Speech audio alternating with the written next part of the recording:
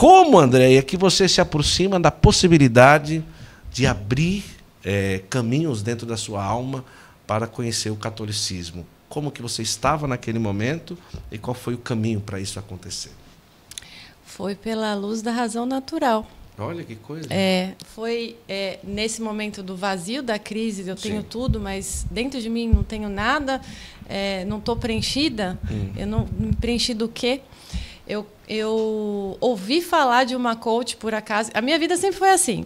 Eu estou vivendo a minha vida, ajudando alguém, fazendo alguma coisa, e a pessoa fala, você já ouviu falar disso? Ou me entrega um livro, alguma coisa. Certo.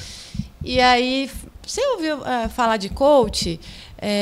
Eu não quero saber dessas coisas, porque eu passei por uns 20 terapeutas, psiquiatras na época do abuso, assim, e vários me devolviam para minha mãe na metade da sessão. Tipo, essa menina não tem jeito.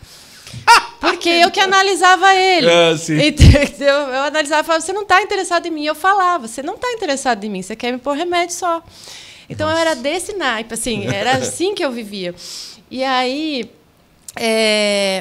ele falou, ela não fala de passado, só presente. Aí foi um negócio assim que eu falei, nunca ouvi falar disso, quero conhecer.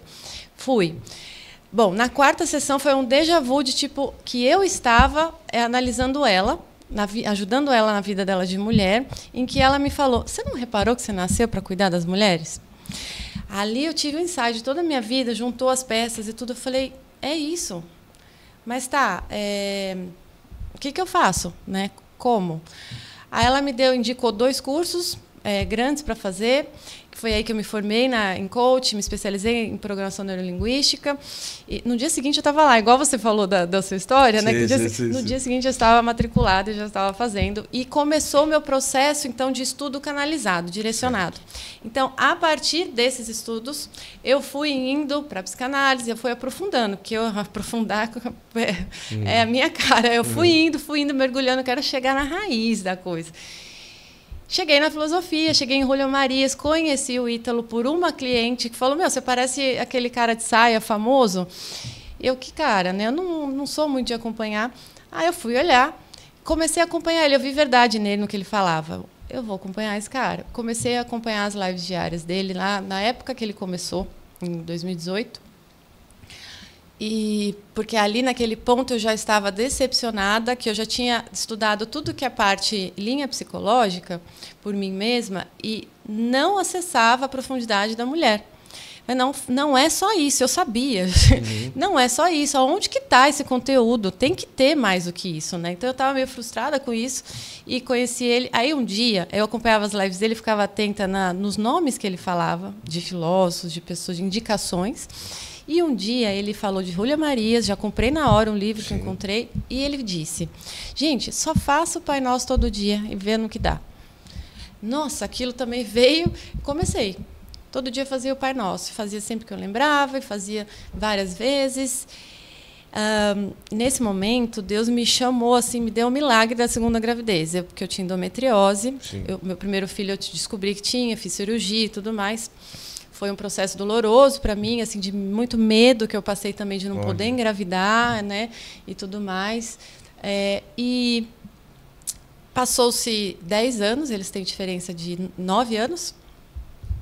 Eu nem imagina, nunca usei método anticoncepcional, porque eu tinha não tinha nada e eu não engravidava.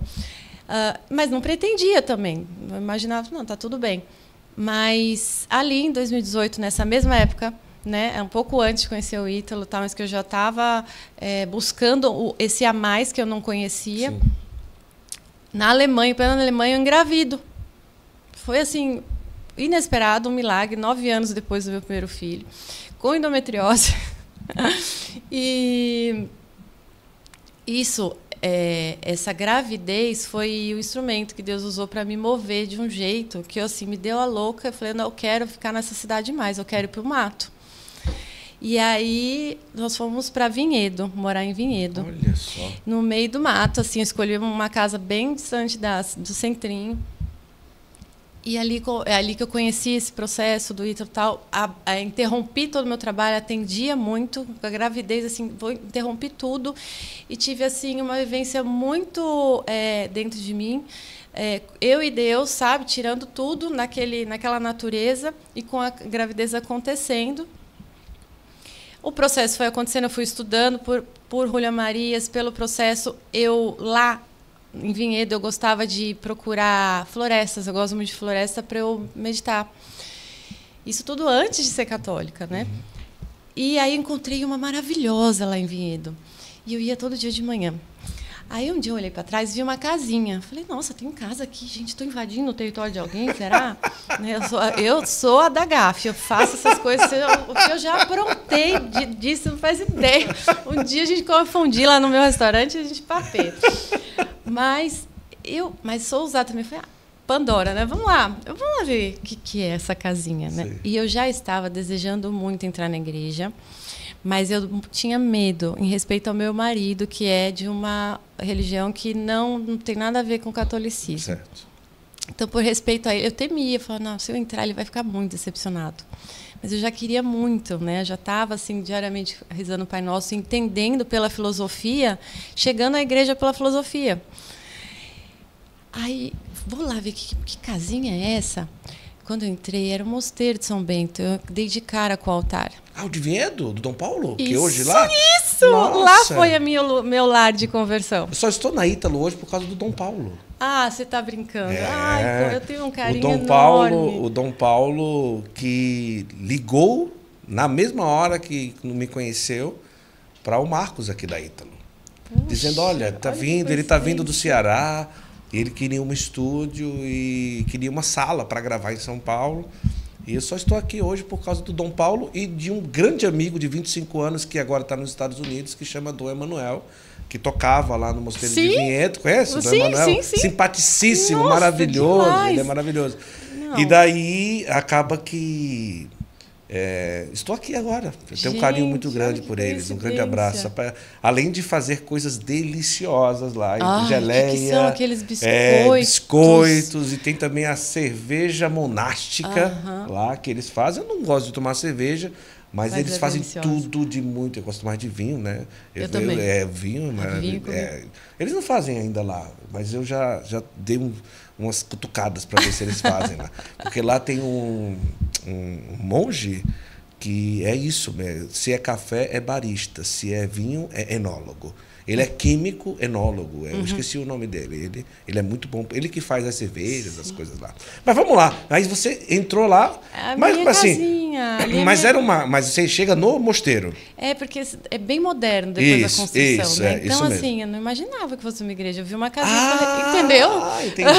Entendi. Eu tinha poucas referências de igreja, assim, era aquele desenho de com o sininho, né? É um espaço muito bonito. E eu fui, assim, quando eu dei de cara com o altar, assim, eu caí de joelhos, assim, em prantos. Uau. Porque eu consegui entrar onde eu queria sem saber. Então, assim, sabendo, é tudo uma confirmação que é Deus que está me conduzindo, né? Sim. E aí o mongezinho estava lá, eu sou amiga de todos lá, tenho um carinho enorme. Ele estava varrendo sozinho, naquele silêncio. Sim. Aí eu caí assim, ele parou assim, fez assim com o óculos. Moça... Vem cá, e me abraçou, eu conversei, expliquei.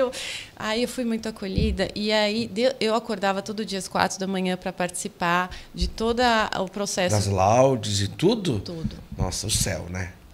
Nossa, é o céu. E assim, era uma coisa que sem despertador eu levantava e ia todo santo dia. Uau. Todo santo dia. Especial.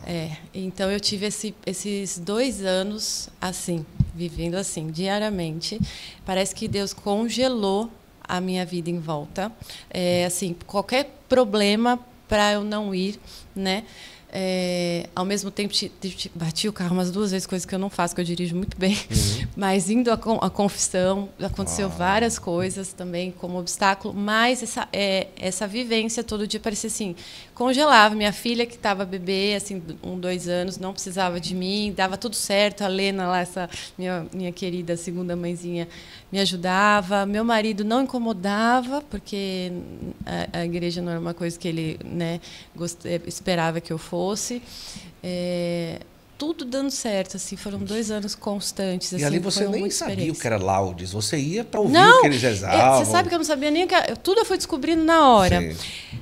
O terço, quando eu descobri, me deram, né? Aí eu sentei e falei, vou fazer o terço. Eu não sabia nem como. Aí eu achava que cada bolinha do Pai Nosso era para fazer um pedido. Que maravilha! Aí eu fazia um pedido. Pedido? Ai, assim que eu gostosinho, eu comecei a fazer todo dia. Aí um dia eu estava na lojinha lá do Mosteiro e vi lá um manual do terço. Acho que eu estou precisando. Aí eu comprei, era um folhetinho, comprei. Eu falei, não é pedido. Aí eu aprendi, comecei a fazer diariamente. Então, o exame de consciência, o terço diário. E assim os santos foram me chamando. Porque eles que nos escolhem, né? Verdade. E nesse processo veio primeiro Santa Teresinha, eu vi o meu carinho pelo Carmelo. É assim, meu coração no Carmelo e na Ordem Beneditina. Veio a Santa Teresinha, uma história muito linda também, um dia eu conto. Teresona, um monge sonhou com ela que precisava que ele desse o livro dele da vida para mim. Olha só. E aí de manhã que eu ficava depois da missa, de 1 a 3 horas em ação de graças, assim, sem esforço algum. Então foi um processo que eu deixei Deus soprar a minha vida, eu só estava disponível e acontecia isso, de muito, muito intenso. Ele me deu o livro e assim eu conheci a Teresona, né, que pega na chincha, Teresa d'Ávila. Eu fiquei curioso, como que Teresinha chegou assim, resumindo assim, como que foi? Teresinha, eu ouvi falar da novena dela, né? Na época da novena dela, ali em outubro, né? Que você vai ganhar uma rosa, e eu me senti cética nisso, assim, vou ganhar uma rosa. Que faz novena, gente, não é assim, né? Aí, vou fazer. Mas eu fiz com essa disposição, tipo, parece que eu vou ganhar uma rosa, sabe? Assim, aí eu fiz, não ganhei a rosa. Aí, tá vendo? Mas aí guardei. Passou um ano, assim, num processo em que eu ficava de 3 a 5 horas por dia lá no mosteiro, na missa diária, participando de tudo, né? Muita coisa acontece de acordo com a nossa intensidade. Tudo é um furacão na minha vida, um furacão. Foi muito intenso. Então, um ano depois, eu já era outra pessoa. Chegou a época da novena dela, eu lembrei, eu fiquei, que vergonha, Santa Teresinha, me perdoa, olha como eu pensei ano passado e tudo mais. E aí eu falei, eu vou me emendar, eu vou fazer essa novena, mas eu não quero uma rosa. Não me dê, assim, que eu quero te devolver aquilo que eu devia ter dado do meu coração no ano passado.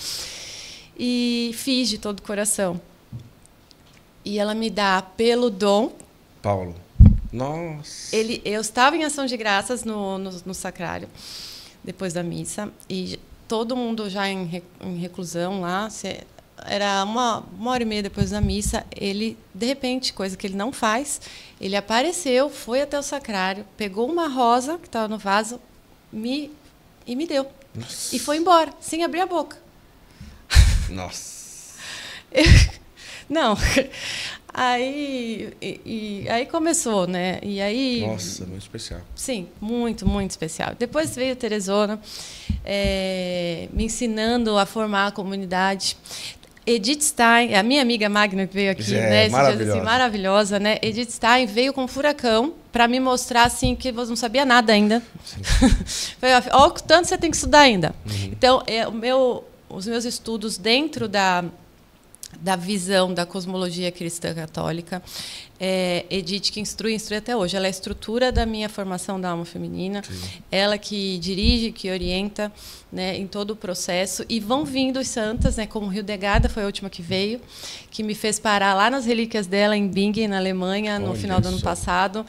Eles vêm assim, elas vêm assim como um furacão, e eu atendo. É só dizer sim, gente, né? É só estar disponível. Né? Agora que interessante, porque o seu processo de proximidade à igreja é um processo literalmente de proximidade à igreja. Ela se aproxima de uma igreja, entra e a partir dali muda todo o caminho. Vivi a castidade porque eu não era casada na igreja. Então eu sofri muito esses 2 anos diariamente lá sem comungar. Entendi. Então eu pedia eu comungava espiritualmente, mas sofria demais e cada dia mais. Quanto mais, né, você vai, eu sofria com isso. E eu não tive também, eu tive muita dificuldade com direção espiritual que me compreendesse, né, nessas vivências que eu tinha desde pequeno. Aí, quando o Olavo de Carvalho morreu, eu gosto muito do Olavo, né, ele é muito autêntico, e eu pedi para ele, eu falei, me manda uma direção espiritual que me compreenda, que me ajude. Mas eu conheci a melhor amiga dele de juventude, por um colega, tudo. E ela é Henriette, ela faz um trabalho magnífico de ensinar a meditar o terço. Não só fazer falado, mas entrar na oração meditativa através do terço. E ela foi me instruindo de um jeito, ela é uma colérica, assim, sabe? Foi me instruindo com a clareza que eu buscava, que as pessoas têm cheia de dedos para falar, né? Eu precisava dessa clareza. E ela falou, olha, mas se ele se recusa a te dar o casamento na igreja, porque ele não é católico, né? Então, separe uns quartos. É mesmo? Então, ninguém tinha coragem de falar isso e eu não enxergava que existia essa possibilidade. A gente precisa do outro para enxergar coisas óbvias, que está muito assim em nós. Aí eu conversei com meu marido, olha, eu sou uma pessoa e você é outra. Então, assim, você tem a sua liberdade e eu a minha, como pessoa, que ninguém pode tocar. E se você nega o meu direito de ser católica, sendo que tem a possibilidade de matrimônio misto... Sim. Eu não estou te forçando, você não precisa ser, entendeu? Então você está querendo embotar minha liberdade, que não é do seu... não pode fazer isso, né? Então, a gente dorme em quartos separados até você pensar melhor. Então, a gente viveu a castidade por 3 meses, casados. E eu esperei em Deus. Falei, Deus vai resolver. E resolveu. Só sei que o meu marido ficou muito amigo do padre que ministrou nosso casamento, o padre Maurício, um querido lá em Vinhedo, em Valinhos, né? E, então vivemos até isso, né? Foram experiências que aí eu consegui o matrimônio, eu ganhei até o quadro do Papa Francisco, né? Assinando a nossa união. É porque existe a possibilidade do matrimônio misto, né? Isso. Agora eu vou falar sobre isso, mas como que naquele dia que você entra na igreja, você volta para casa, tipo assim, eu entrei numa igreja, eu tive uma experiência, eu vou ser católica, eu sinto que é para eu estar aqui, e chegar e conversar com o marido, como que você volta para casa para viver essa experiência de algo que você, até receio de entrar na própria igreja, você teve ali antes de entrar, né? Sim. Ou melhor, não sabia era que era receio, igreja, né? Era um respeito com o meu marido. Isso. Sim, Como que foi que você voltou assim? Como que foi esse início de, olha, sou católica e quero ser e tudo? Então, isso é bem interessante, porque é um tipo de pergunta que a maioria das mulheres faz. Como fazer isso e aquilo? Como passar, qual etapa? E esse como, na verdade, você descobre que você já fez. Não é uma coisa assim, agora eu sou católico, o que eu vou fazer? É assim, isso não passa na cabeça. É assim, eu já sou, na verdade, você se apropria disso e não pensa muito nisso. Sim. Então, eu não fui para casa pensando como que eu vou falar para o meu marido. Eu simplesmente sou isso agora. E fui vivendo assim, agora eu tô... eu vou para a igreja agora. Você vai para a igreja? Sim, vou para a igreja agora. Entendeu? Eu conheci a igreja, estou no processo, entendeu? É uma coisa assim de você aderir, de você ser aquilo que você está sendo chamada a se tornar agora. E Deus age sempre no agora. Tem uma ilusão, né? Uma tendência das pessoas colocar Deus no espaço-tempo. E pensar sobre Ele, o que é a vontade dele, no espaço-tempo. E aí é um grande erro, a pessoa se perde, né? E começa a se encher de medos e receios. Né? Então, é um processo que eu vou ajudando os meus alunos que é no instante do agora. A gente já pode, inclusive, quando a gente se posiciona nesse lugar, a gente já vive gotas da eternidade, porque a eternidade são instantes do agora. Né? Então, você já compreende, começa a ter uma noção muito clara da eternidade, que já existe. Né? Então, não houve isso, essa dificuldade. Muito interessante. Entendeu?